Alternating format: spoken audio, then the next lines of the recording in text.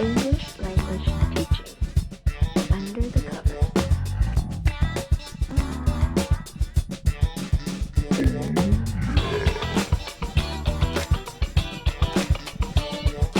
Hello and welcome back to ELT React, ELT Under the Covers. Today we are heading back to the Lexical Labs and we are going to be looking at a lesson from Hugh Dellar. But first, some quick introductions. I am Neil of Team Teacher Fane and I am joined by Mr. Teacher Muscle, Professor Rich. Mr. Christmas himself, Richie Rich. Hello, everybody. Richie Rich here. I can't believe we've never used that. I've never used Richie Rich. I can. YouTube.com/Professor Rich, the best English teacher on the planet. Please try and help me get to 10 million subscribers. It's close to Christmas. Although, to be honest, when this video goes out, it'll probably be after Christmas, won't it? So everything I've just said makes absolutely no sense. And today we're going to watch Hugh Dellar, the famous, I think, pretty famous, right? He's like part of the big names in ELT. Well, we actually looked and reacted to one of his colleagues' videos, Andrew Walkley. Kind of his business partner, I think, actually. Business partner, in Lexical Labs. And we are completing the sequel. All right, Lexical Lab Part 2. Part 2. Yeah, because I think one of the big things is they designed these course books together, didn't they? And they're kind of course books that are based on, sort of real places, real photos, real stories, and it's kind of lexically based, isn't it? Yeah, it's the lexical approach. So it's those principles that were put forward by Michael Lewis with his book. Lexical, I think it was called the Lexical Approach. Yeah. And they've expanded on that and kind of taken up his baton and moved with it. When we did the Walkley video, I wasn't particularly up to speed with that particular approach. But I went back and looked at that video, and I think all our points were pretty fair. And I'm excited to kind of see what we have today, because Hugh Dellar seems to be more of a driving force with putting content out there and really engaged with new technology as well, which I find interesting. I notice he makes sort of regular video posts on LinkedIn, doesn't he? So he's a bit of a content creator. And we actually have Hugh Dellar coming on the show pretty soon. So maybe before this video goes out. Yeah, maybe even before. We just don't know. Time does not matter to us. If you want to follow the ELT Under the Covers timeline, it's basically like the Avengers level complexity, isn't it? Avengers Endgame. Well, there's continuity with that. I feel like it's a little bit more like the Fox X-Men universe, but we're going a little bit geeky Pulp there. Fiction. Yeah. We're going to talk a little bit, kind of connected to what Katya was talking about your mum cooking this special dish on special occasions. I'm going to look a little bit at some speaking, some talking, some vocabulary connected to celebrating. Okay? Have a look at this. I like telling them what the lesson objectives are. Well, what's kind of coming up. Can I just put you two together? Okay, you two together. Have a look at exercise pairing. These different sentences, okay? First, just together, check you understand the words in bold. So things like a small get-together, went clubbing, bunch, okay? Just together, check you understand. Anything you're not sure of, ask each other, help each other. I've got a minor gripe, and I think I had this with Andrew as well, actually. And it is a minor gripe, and probably it's just a bit of an approach thing, but I do think as a general rule, I like to have people, like students, kind of not looking down at worksheets whenever possible. And so I would prefer, and I think Jamie Keddy kind of does this as well, he uses the board a lot more rather than worksheets. He does use worksheets, but not for this kind of activity. So with this thing where he's just kind of checking some vocab, yeah, I'd be tempted to have those on the board, actually. You can still do the activity where they're talking together, but I just think it keeps them out of that sort of insular looking at papers kind of mode, you know? Well, no, I think one of the big aspects of it is it's kind of, I know we touch on the skirts of language communication and people like Chris Lonsdale, where he's very much about how you use your body, your face when learning. And I know there's stuff out there of like the psychophysiological connection. So when I see people like looking down and hunching over, there's kind of, I almost feel like psychologically they are being closed off and not open to new language. I'd rather people be open, laid back, looking at the board. It might be a minor thing, but it keeps cropping up, and it would make sense to why having these books out in front of you just kind of feels like you're putting that extra barrier between, especially if you're doing your pair work. I don't like it. I know. I think why he's doing this is it's just easier.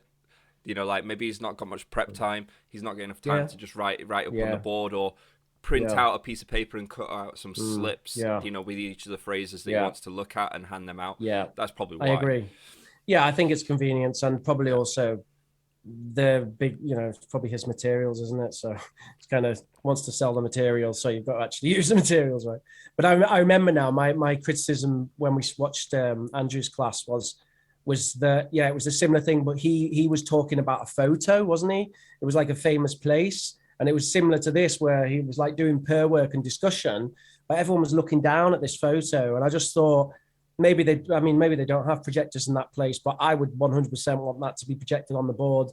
And if it can't be, then, a big A3 printout, is that possible? Slap that on the board. Heads up. I mean, that's what we said. That's exactly what we said before with that. If you've got the book, chest it. You just chest all this stuff. I mean, that's with photos, though. Yeah, right. That's with photos. With phrases and Lexi, it's more difficult. With phrases, you just write them on the board. Yeah. Anyway, let's see what comes next. Okay. Give you a few minutes. You don't need to write anything. Just check you understand them.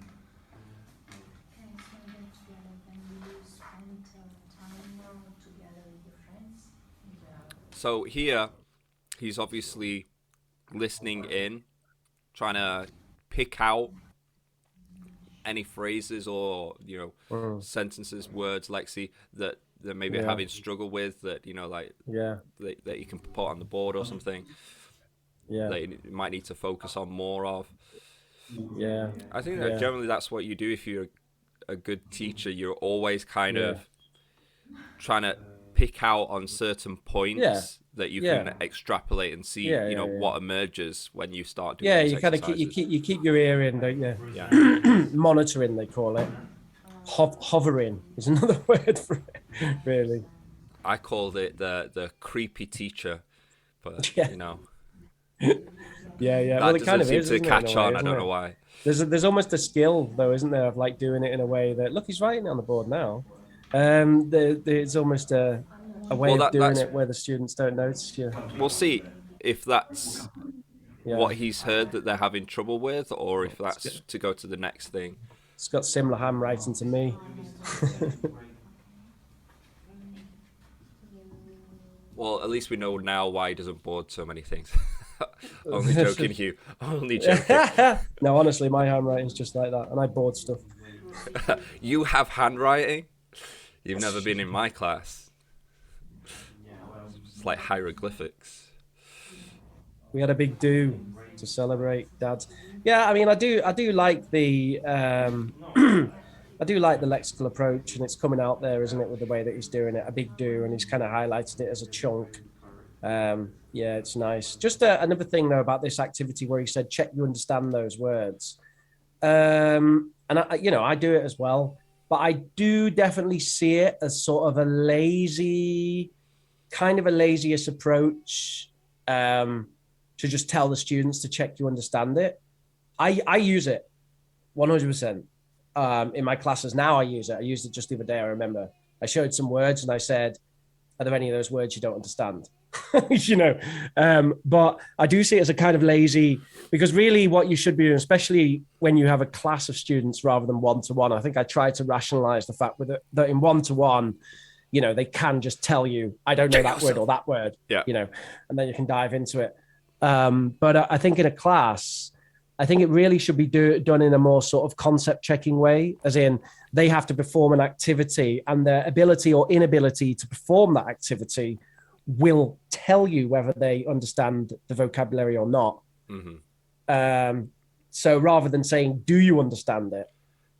Because there are some intricacies of language, which means that someone might look at something and say, yes, I know what that means, but actually they might know a different meaning of it or whatever, right? Yeah, exactly. So I mean, that's the reason for the concept checking questions, because when you talk about like a clock or a watch, you'd be like, okay, yeah, I know what a clock is, so do you put that on your body? And they'd be like, yeah, because that's how it translates in many languages, right? Yeah, right. So that's the importance of having the checks, because they don't know what they don't know. Yeah, absolutely right. And also with foreign language, you can very easily mistake a word that's written similarly, can't you? And think that it means something else. By the way, I'm very impressed with how you're able to articulate yet not move on the screen. Well, you've been very still, almost frozen. Oh, really? Yeah. You're talking and articulating just normally. It's quite astonishing. Oh, rather than bouncing around like I normally do. No, it's literally you're frozen and you're not moving at all. Oh, right. Oh, we have we have some sort of a technical issue, you mean? All right, okay. Oh, well, that's kind of a shame, isn't it? That could be it's always good to see me bounce around. Anyway, let's continue. Okay.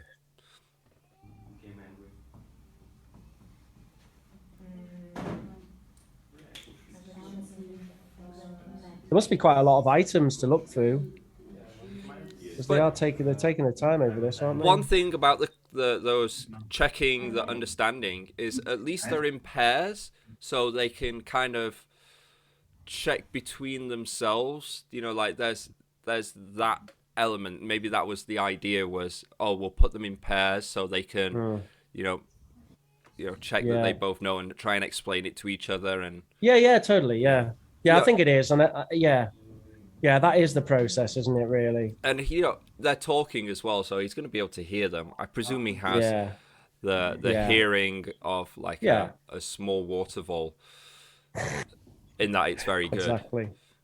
Most teachers have excellent hearing. There's a little do in room 462 after work. Nice. I would never say little do myself, but I can imagine it.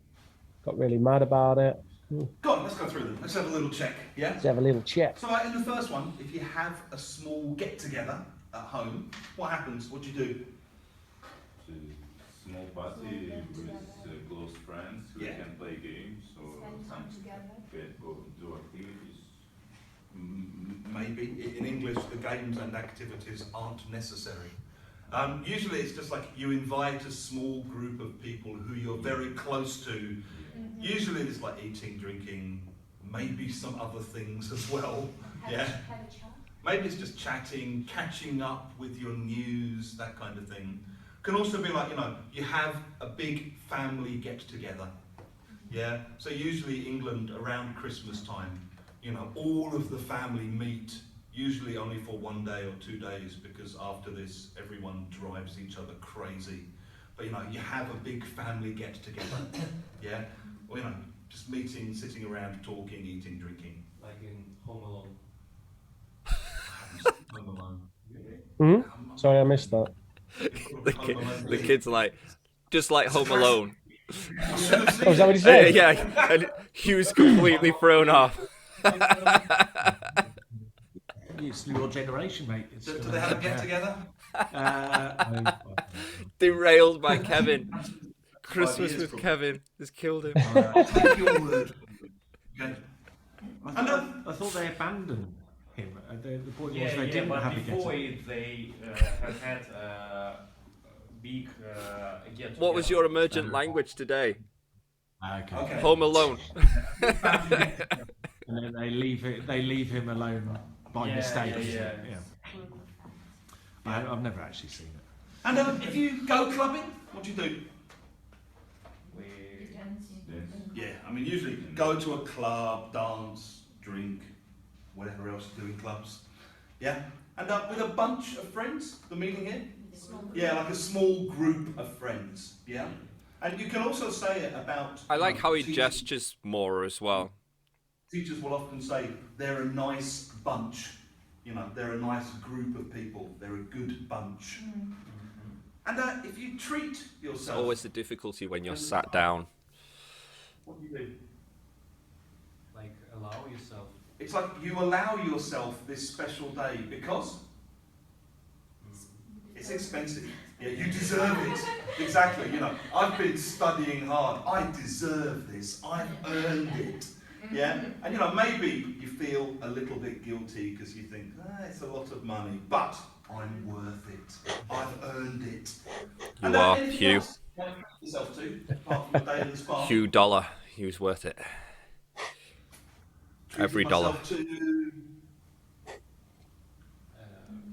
Go to bar. yeah, you know, a big. I'm getting a clear picture of you already here. You know this. Yeah, treated myself to a big night out. I'm not an alcoholic. Yeah. Tell it to the judge. Yeah. Anything else maybe you treat yourself to? Something special that you might? To go on vacation. Yeah.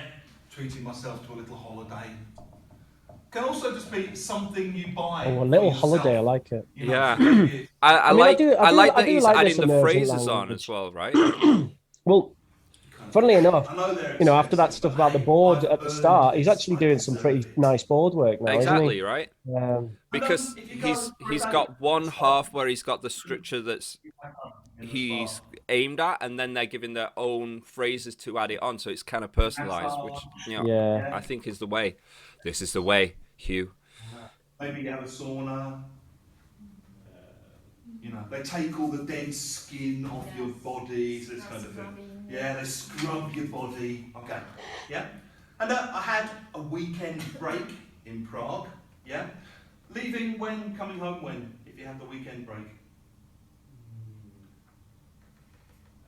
Like Friday night. Leave Friday, come home Sunday.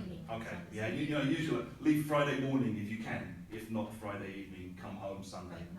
Yeah, you know, they often talk as well about you have a city break.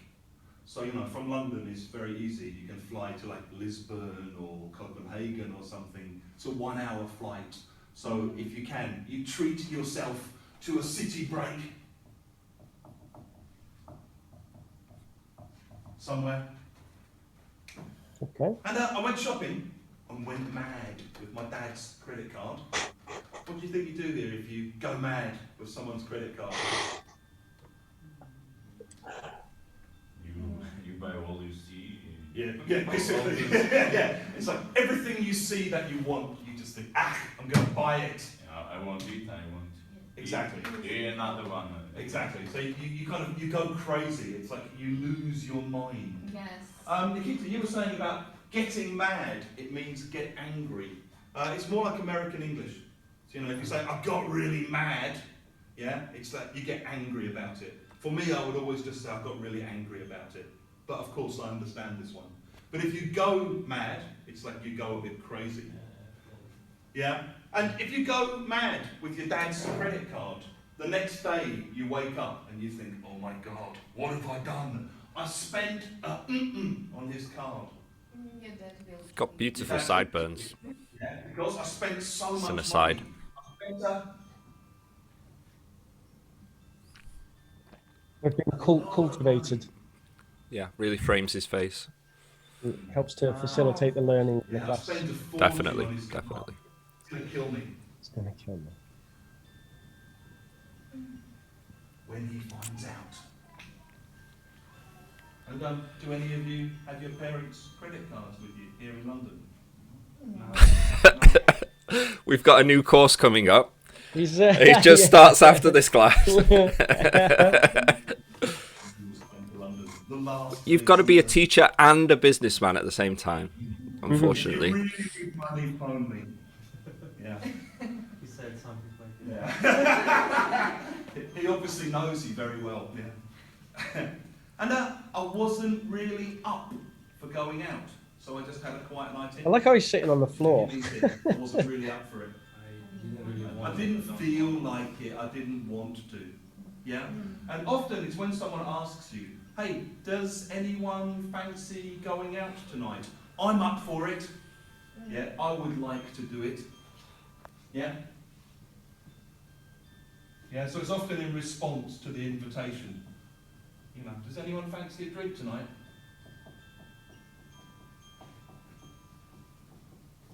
Yeah. I'm up, or I would be up. Yeah, I'd be up for that. Well, I mean, I love the language that's coming out. That's fantastic. I'm kind of hoping that we will get to see some other activity, though, because at the moment we're just getting a lot of vocabulary development, aren't we? Which is we'll see great. what it develops from there. I'd be interested to find out kind of like what happens. What do you do with this?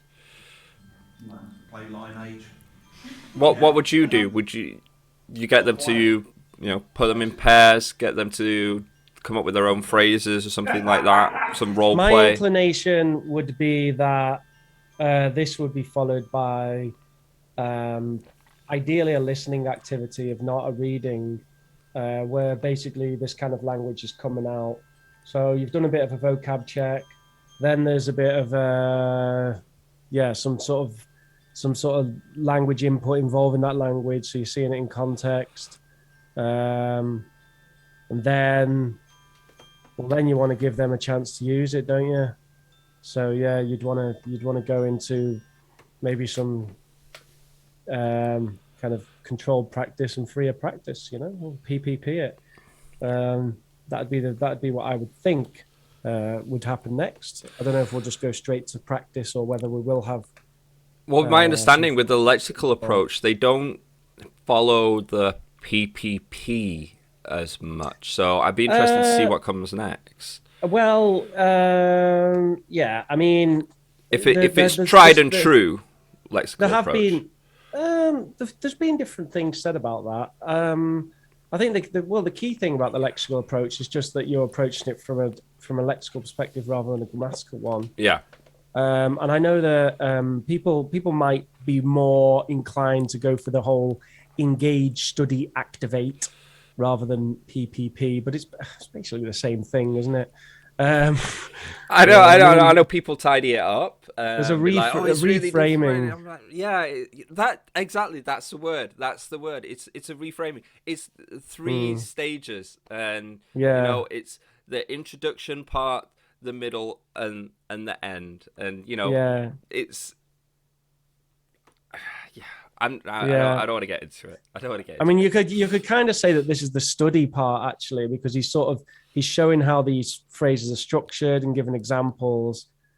So we could just go, well, let's see what happens. But maybe it depends how loud you like it. But if you're reading, it's like, thank you, heal me, save me. It's not good to be all players play Lineage with Samsung. Yeah? Because Not all players. He doesn't play Lineage. Yeah, I play World of Warcraft, Culture gap, yeah? so communicate with my guildmates Yes, is players very important. who plays World of Warcraft doesn't like players who play Lineage. Okay. No, that It's like attack and... The things you learn as a teacher. And what's the opposite of having a quiet night in?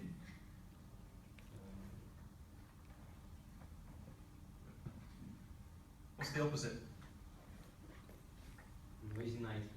It's this one, big night out. Yeah, so if you treat yourself to a big night out, you go out drinking, partying, clubbing. Opposite, oh, last night was too crazy. Tonight, I'm just going to have a quiet night in. And if you rent a karaoke booth for the night, what is it, the karaoke booth? It's like a little room where you do the karaoke, yeah? And you private room. With curtains, it depends on the country.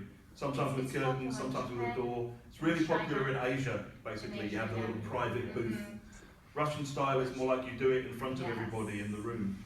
Yeah? In the restaurant. Yeah, I've seen it. I've seen it many times. Yeah? And anything else you can rent, apart from a karaoke booth? Rent. A car. Rent a car when you go on holiday. Keep it clean. Rent a bike, rent a room. Okay, yeah. My boyfriend took me out for a romantic dinner. Sounds and nice. usually, what kind of thing happens when you have a romantic dinner? What did he say? What else happens when you have a romantic dinner? Jeez. Could be a bit spicy, couldn't it? Of the whole city or something. We're headed into mind your language territory. I wonder if he's a fan. On top of a mountain. So I get the feeling we're just going to see this part of the class, actually. Yeah, should we skip ahead a little bit and see how we do? Just to, because I think it is just going to be like the first part of the class, the sort of vocab development. Looked at here. Which things have you done to celebrate something? When? What were you celebrating? He's setting up an activity, I think. Yeah. Not do to celebrate, where you just think, this isn't my kind of thing. And any other ways of celebrating that you can think of? Okay? So which ones have you done? When, why? Which ones are not really your kind of thing? Okay? Give you 5 minutes. I'll come round and listen. Okay, so set them up in pairs. Get them using the phrases, talking about celebrating, personalising it. I like it. And they speak in that very stereotypical British way. And maybe they live in Kensington, and they have servants and a driver. They're very posh. 12. Yes, you know, Prince Charles, someone like this. He's so posh. You know. Hey, I'm also a native local person, but trust me, no one's ever called me posh. Organized parties. It's usually like a very high-class person who went to a very expensive private school and lives in a huge house in the centre of London somewhere. Yeah, and you know, they don't talk to people like us because we're just... He's changed the pairs around as well. We're just the common people. He got the kid on the left to move over. To the yes, right. yes. Very good observation. Excellent. Nice. Excellent. Yeah. I really liked it. Communicative teaching. Yeah, Lexical basically. Approach. Yeah, it was really cute, and it's a shame we couldn't get to see a bit more, because what we got there is we got the really just initial bit of a lesson. We got a little bit of a chat about the vocabulary, and obviously following on from that, there's got to be some activities which give the students an opportunity to make use of those tasty nuggets, those scrumptious morsels of those huge lexicon nuggets. Those huge morsels of tastiness that have been lexically imparted. Delegated to them. They've been spread out like a fine banquet of Lexis to be devoured. Chicory board, isn't that the new thing that people talk about? Chicory. Something chicory board. It's something different. It's something new. No, it's not a smorgasbord. No, it's not a farmer's platter. Chicory board? What the hell? You know. I've never heard of this. A chicory board. Yeah, you go. You're giving me some lexical approach stuff now. Teaching me some Lexis. I am. A chicory board. Oh, it's like a charcuteria from Spain. Yeah. It's like cheese and... Didn't we just used to call that cheese and ham? Well, what's it called in the UK? Like a farmer's plough or whatever. Yeah. I think cheese board. Anyway, Alexa, some Lexus, nice. please. Nice. Okay, so a nice bit of Lexis. Yeah, I would really have liked to have seen what happens next, though. So, that would have been nice instead of just getting the chunk at the start of class, because that's really, I mean, yeah, he's good at that of what he was doing there. But I mean, that's it's just sort of chatting about language, isn't it? I mean, it's easy enough to do that as long as you understand and want to follow the lexical approach. But the real meal is what comes next, isn't it? When you dive in. So I think he'd got them talking about which things they'd done. So perhaps a list of similar sort of lexical items, and then they're chatting about, oh yes, I've once had a big night out, or I've taken part in a little do after work or whatever, Yeah. So okay, fair enough. I'd like to know what happens after that as well. Yeah, because we've got the teacher centered section, which is fine when you're kind of going over and you're presenting or engaging or studying with the language. I but then you kind of want to see how he deals with just kind of handing it over to the students and developing. I don't think it was that teacher centric though. I mean, I think that's fine. I wouldn't say it was that teacher centric, because he was talking with them. It's teacher led. If you were to go and look at that and calculate the amount of lexi that people are using, who's talking, it's going to be the majority him, and for me that's teacher led. So. But it was interactional, and with a group of that size, it's not a criticism. Right.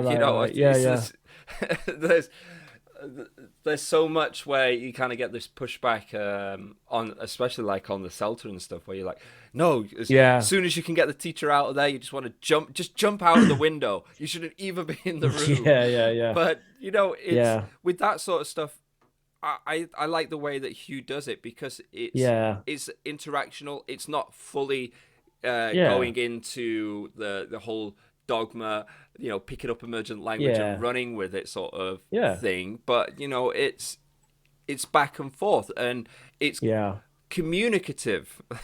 It's conversational. Yeah, totally. It's communicative, conversational. That's the purpose of the class. I think the students were enjoying it, enjoying talking to each other, enjoying talking to him.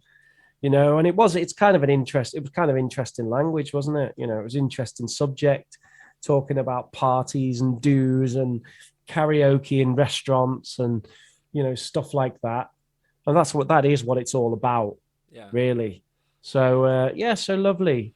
I think I would be tempted to say I'd like to see a bit more of Hugh teaching. I'd like to see something a bit different. Well, here's the thing.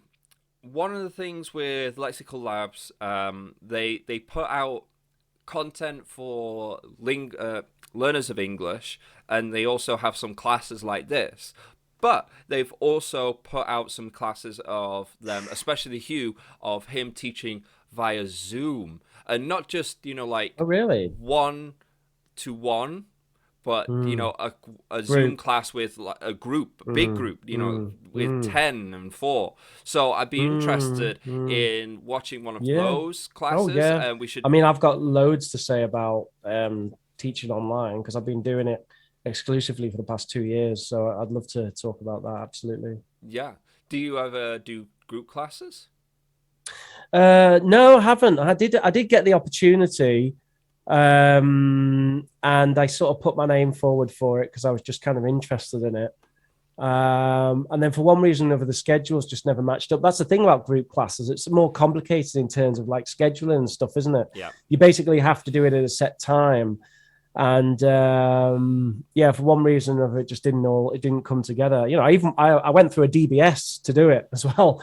So I was pretty serious about doing it. Yeah. It was for like a third party company, and I think that they were minors, but like older teens. Yeah. So they needed someone with a DBS, with a recent DBS. Yeah. So I went through all that, and then it just didn't happen. So I was interested in giving it a go. And I still am, actually. And I think Zoom is the ideal medium because Zoom has these things called breakout rooms where you can put people in their own rooms. So you can pair people up and put them in a room, give them a task. And you as the teacher, you can hop between the rooms. So it's really well set up for that kind of thing. Interesting. So I would be really interested in checking out one of his Zoom classes, Zoom lessons. If you are watching at home and you want us to check out one of those lessons, you're going to have to smash the like button, smash the comments, just write smash in the comments. Penetrate that subscribe button. Merry Christmas. So yeah, excellent Share stuff. this video with all of your friends and family, and hit us up on. We've got Instagrams and LinkedIn's and all kinds of stuff now, haven't we? We're expanding. Yeah, really do subscribe. Get that bell, that notification, because you will be having a Hugh Dellar interview coming through. You can also check out these interviews. We have them on our podcast as well, just audio only, on anywhere that you can get your podcast. Apple Podcasts, Google Podcasts, Spotify, wherever you want to get your podcasts, we are up there with all our fantastic interviews from previous guests.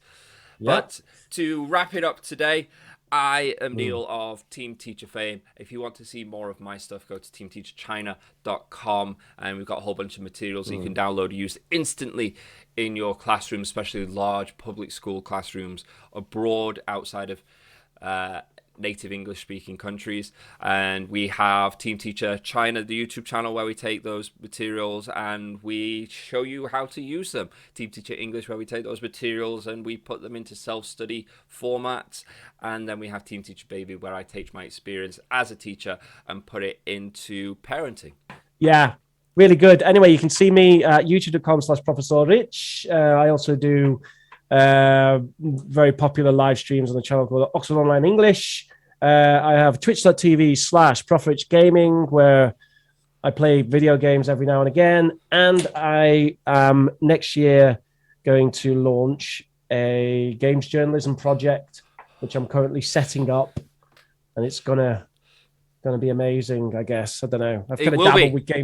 I've dabbled with games journalism for the last 2 decades, pretty much, and I've taken a bit of a hiatus from it, and I'm sort of gearing up to get back involved with that.